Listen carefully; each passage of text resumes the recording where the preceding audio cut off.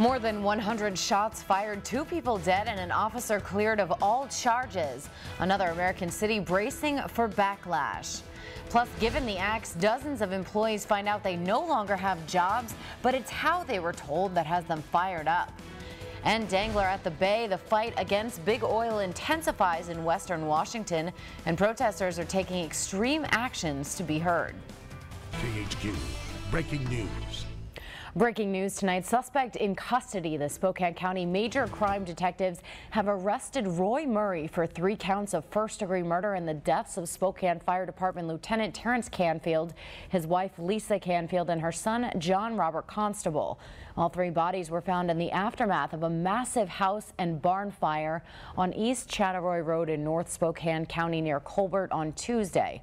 Now, just 2 days later, detectives revealed all 3 victims died as a result of homicidal violence and that the fires were intentionally set to destroy or conceal evidence of that crime.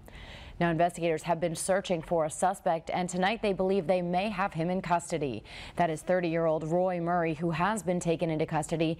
He's being held on 3 counts of first-degree murder. We want the public to know that the major crimes detectives of Spokane County Sheriff's Office worked very diligently to bring a conclusion to this case and to arrest Mr. Murray for these acts.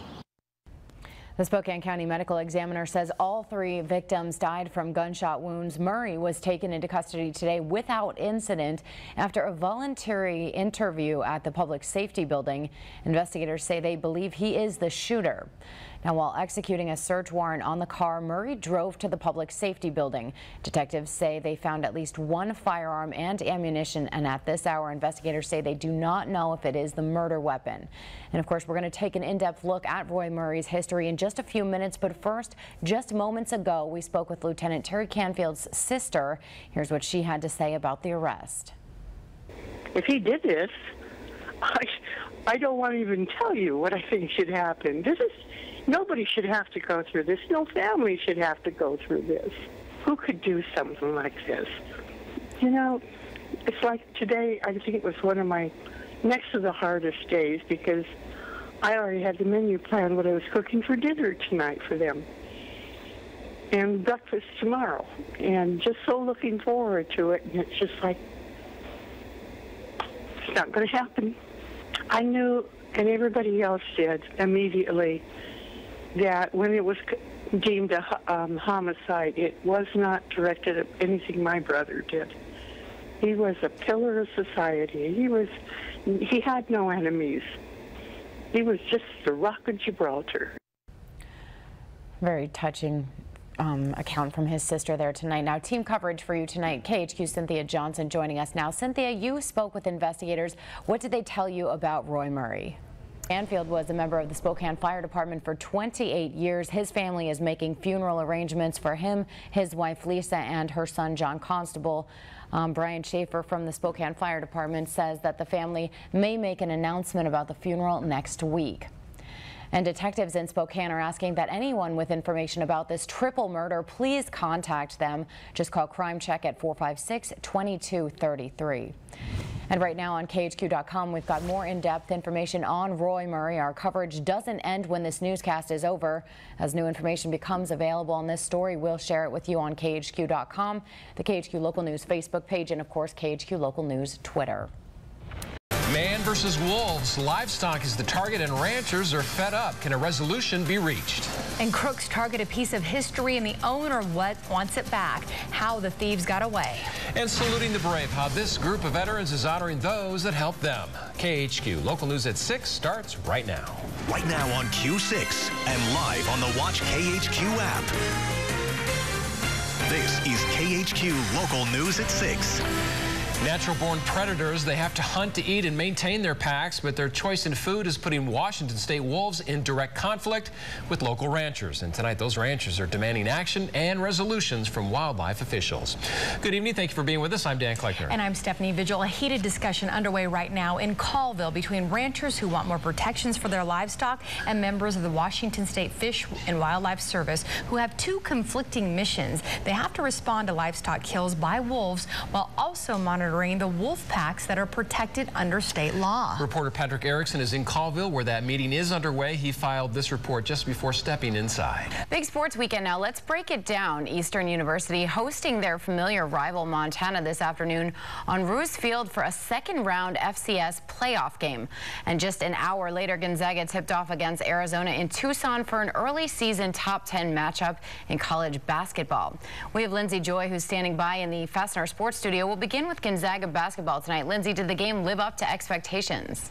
Well, it certainly was a good one, I'll tell you that much. An Iron Woman is competing at the Iron Man competition today in Hawaii, and she's from Spokane. One of our favorite viewers here, this is Sister Madonna. She has completed more than 350 triathlons, including 45 Ironman distances.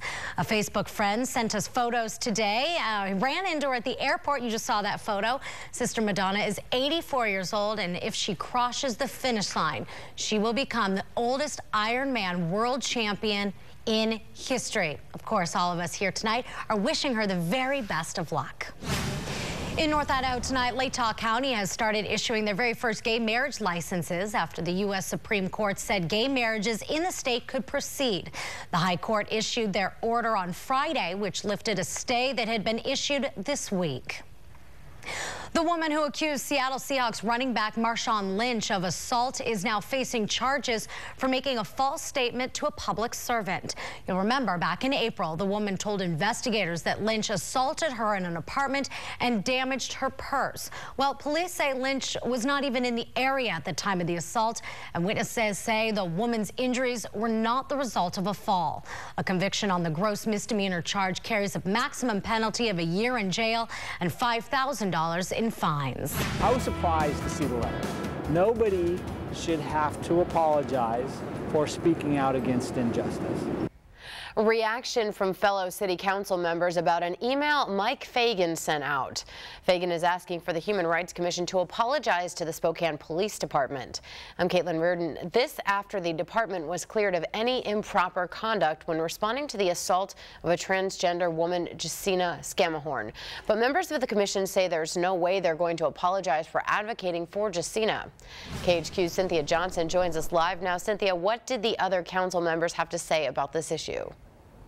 All right, Cynthia, thank you. Well, right now in Pasco, protesters are making their way to City Hall in a call for justice after the shooting of Antonio Zambrano Montes. Police say Zambrano Montes was throwing rocks at cars. When they approached him, officers say he threw rocks at them. Police say they felt physically threatened when they opened fire, killing him. Now, 11 days later, the protests continue and the call for justice has yet to die down. Tonight on KHQ Local News at 6, we'll hear from those marching for a cause they say should not be ignored.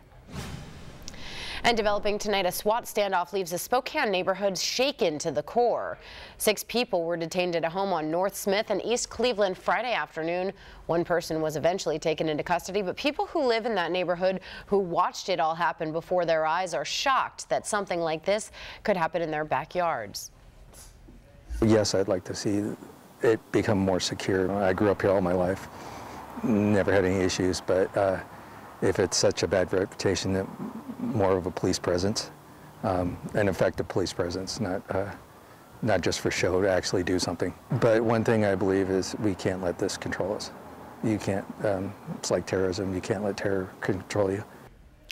And Spokane police arrived at the home after tracking a stolen vehicle from Montana and say people went into the home with what is believed to be stolen guns.